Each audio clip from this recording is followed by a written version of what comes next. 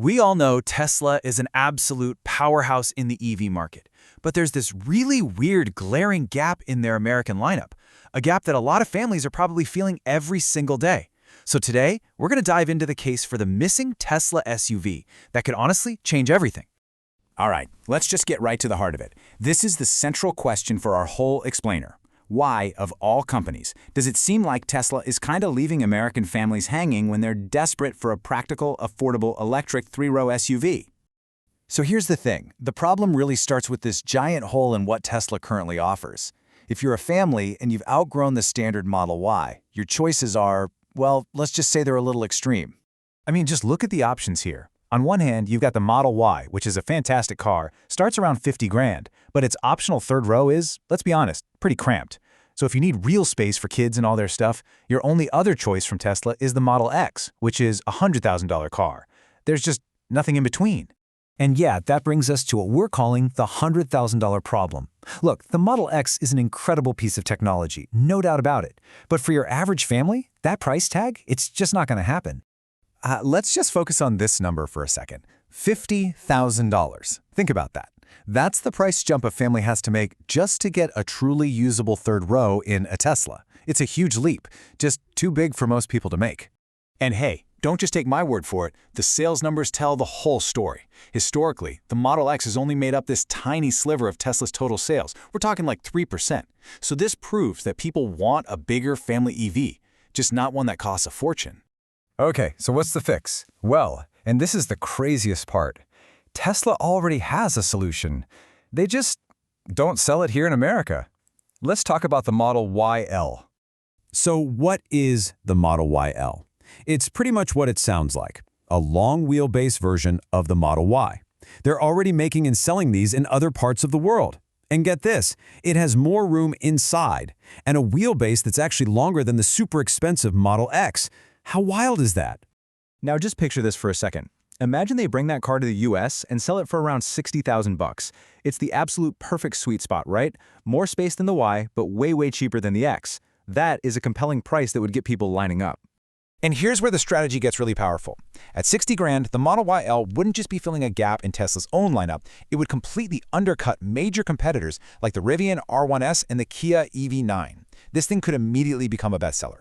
But hold on, you might be thinking, isn't Tesla all in on the robotaxi? And yeah, that's the counter-argument you hear a lot. But focusing only on that might be a huge strategic mistake.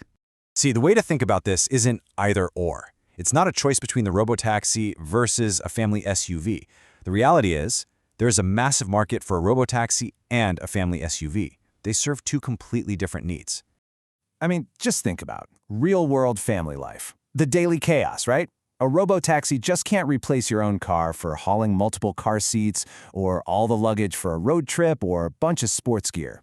You've got wait times, limited space, and frankly, some people just want to own their car. It's a whole different ballgame. So yeah, bringing the Model YL to America seems like a total no-brainer. But what if we could take that idea and make it even better? This leads us to an even more compelling idea, the Model Y XL. And here's the big idea, the real light bulb moment. Instead of just bringing over the YL, what if Tesla adapted it specifically for the American market's obsession with space and created a Model Y XL? The Model Y XL would be built on that exact same long wheelbase platform, but with one absolutely crucial design change.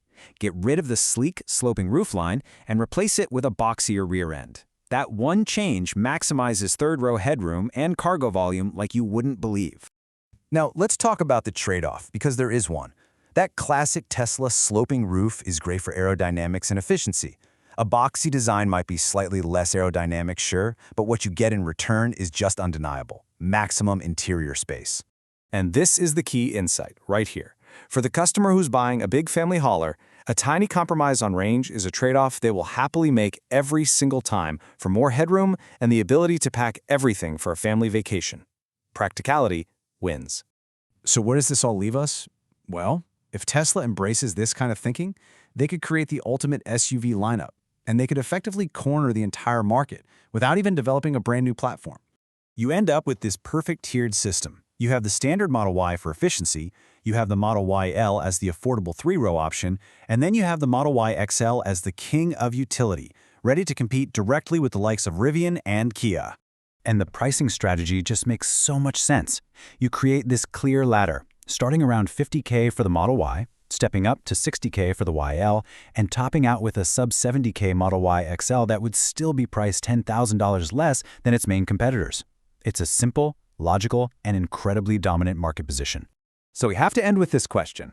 With such clear demand, existing platforms, and a massive competitive advantage just waiting to be seized, is Tesla's biggest blind spot the very American families who are ready and waiting to buy?